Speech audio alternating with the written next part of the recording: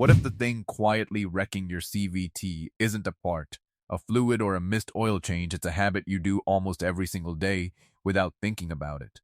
It's not towing. It's not skipping maintenance. It's not even a bad CVT design. It's something so ordinary that most owners will watch this entire video and realize halfway through that they did it again this morning.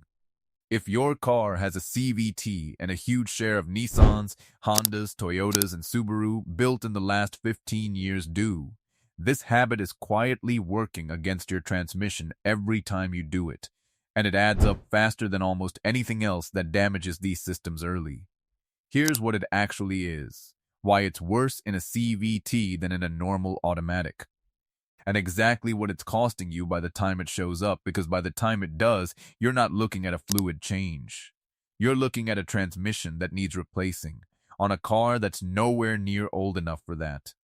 A CVT doesn't have gears in the traditional sense. Power moves through a steel belt or chain riding between two pulleys, and the ratio changes by adjusting how tightly those pulleys clamp down on the belt. That clamping force isn't constant, it's controlled in real time, scaled to however much torque the engine is currently sending through the system. A normal automatic has something a CV doesn't, a torque converter and a stack of fixed gears that absorb a sudden demand for power in stages. A CVT has no stages. When you suddenly demand a lot of torque, flooring it from a stop, or stomping the pedal to merge, the system has to ramp clamping force up almost instantly to keep the belt from slipping under that load. That's the moment everything below actually starts. The habit is simple, hard, aggressive acceleration from a stop, not normal driving, flooring it, racing the light, punching it to beat the merge. Most drivers do this occasionally without a second thought, because in a normal automatic, it barely registers as anything unusual. The engine revs, the car goes, nothing seems out of place. In a CVT, that same moment asks the belt and pulley system to jump from low clamping force to near maximum clamping force almost instantly, with very little margin for error. It's not that the CVT can't handle it once. It's built to handle it. The problem is what happens when it happens often, for years.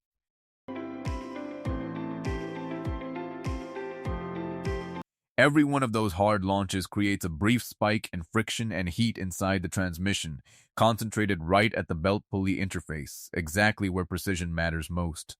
You won't feel this from the driver's seat. There's no gauge for it, no warning light, nothing that tells you a spike just happened.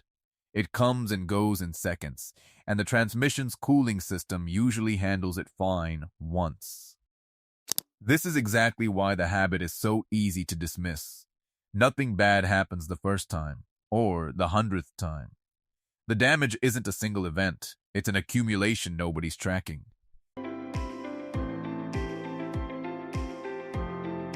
CVT fluid isn't just a lubricant, it's also the system's primary way of managing heat and maintaining the clamping pressure that keeps the belt from slipping. Every heat spike very slightly accelerates the fluid's chemical breakdown. One spike changes nothing. Hundreds of them, spread across a few years of repeated hard launches, gradually thin the fluid's protective properties faster than time and mileage alone would explain. Once the fluid starts losing that protection, the belt begins experiencing tiny amounts of slip even during completely normal driving, not just during hard acceleration anymore. And slip generates its own heat, which degrades the fluid further. It becomes a loop that started with a habit and now sustains itself.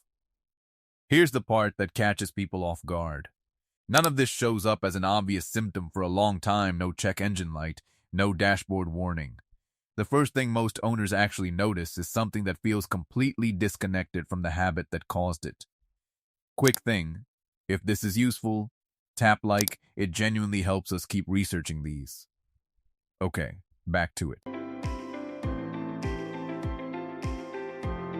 Degraded fluid combined with a belt that's been repeatedly asked to grip under sudden, high torque conditions leads to real physical wear on the belt surface and the pulley faces over time.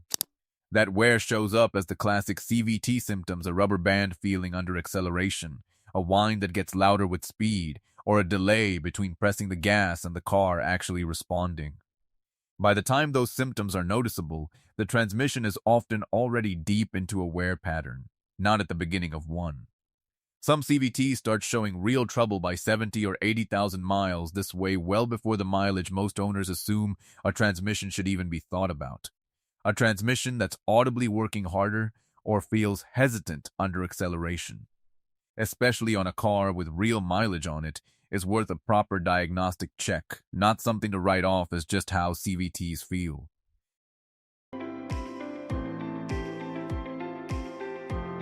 This isn't really an information gap problem the way some CVT issues are. It's simpler than that. The habit doesn't feel like it's doing anything, because nothing visible happens in the moment. Nobody's hiding this. It's just genuinely hard to connect a 5-second habit from 3 years ago to a transmission problem showing up today. Ease into acceleration from a stop instead of flooring it, especially in a CVT-equipped car. Gradual throttle input lets the clamping system respond smoothly instead of jumping to near maximum force instantly. If you regularly merge onto highways or beat lights with hard acceleration, that's specifically the pattern worth changing first. Stay current on CVT fluid changes using your manufacturer's exact specification. Fresh fluid has more thermal headroom to absorb the occasional hard acceleration without accumulating damage as quickly. Pay attention to early symptoms, a subtle whine, a rubber band feeling, a slight delay under acceleration, and get them checked well before they become obvious. A mechanic who's rebuilt more CVTs than he can count put it simply, most of the transmissions he sees fail early didn't fail because of one bad moment.